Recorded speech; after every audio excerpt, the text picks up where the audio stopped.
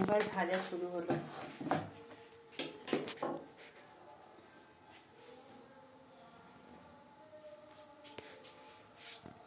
দেখো ওতে কোনো জল লেগে থাকলে ছ্যাঁক ছ্যাঁক করবে।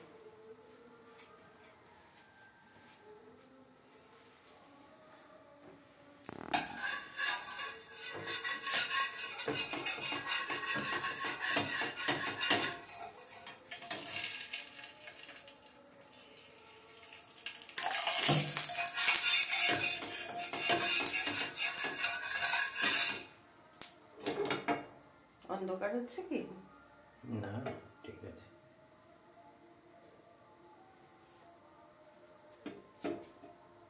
ছোট বার্নারটাই করবে না এই সাইডের বার্নারটাই করবে? এটাতেই হবে।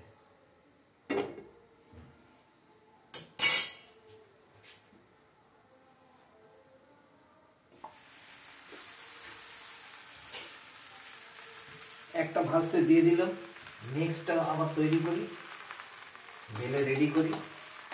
ও হতে হতে এটাকে রেডি করে ফেলবো।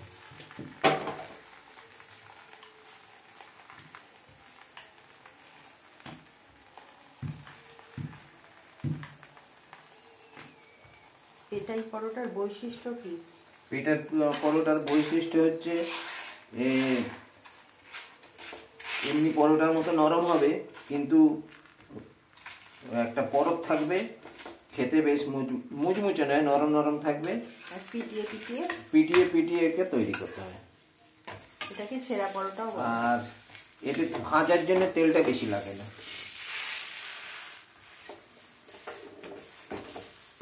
চেপে চেপে ভাজতে হবে।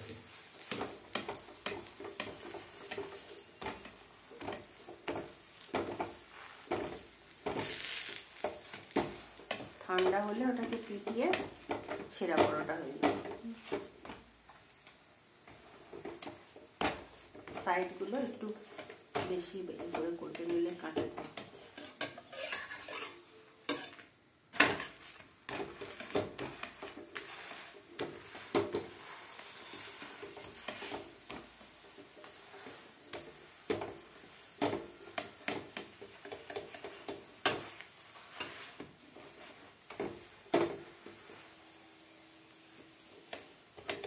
কি গরম অবস্থাতেই পেটাতে হয়?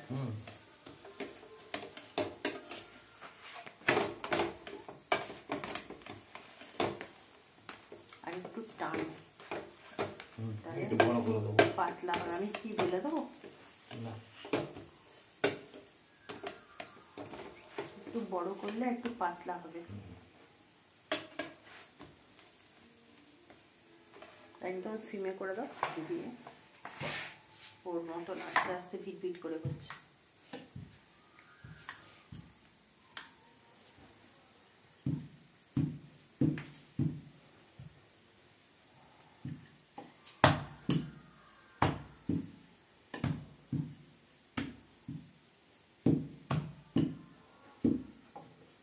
মানে ধারগুলোকে একটু বেশি বেলো, তাহলে মোটা ভাবটা চলে যাবে।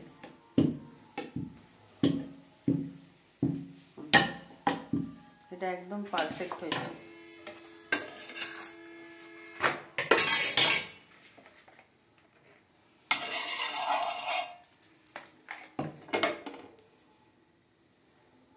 একটা খেলে পেট ভর্তি হয়ে যাবে।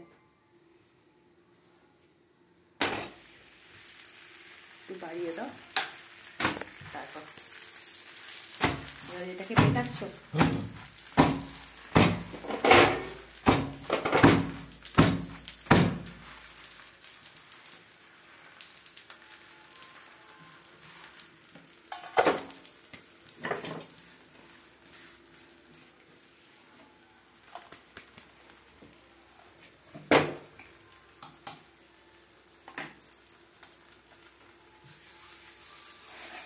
এবার এটা একটু উল্টে দাও।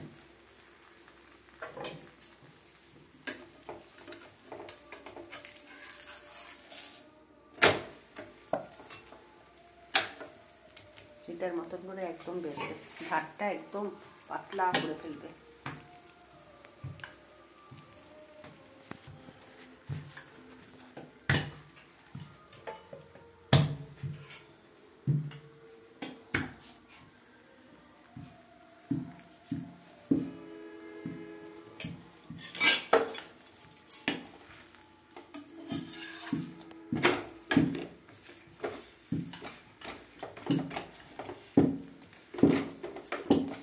এই গরমটাকে যে ওরকম করলে হাতে লাগলো না।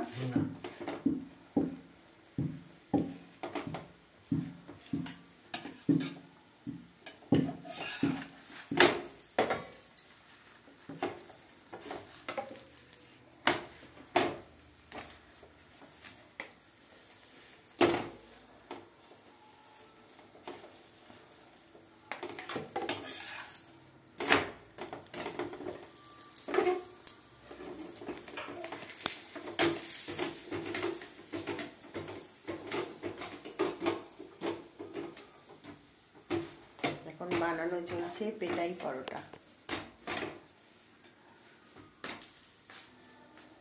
আর একটু উল্টে দাও এটা। একটু কাঁচা আছে, এদিকটা উল্টে দাও।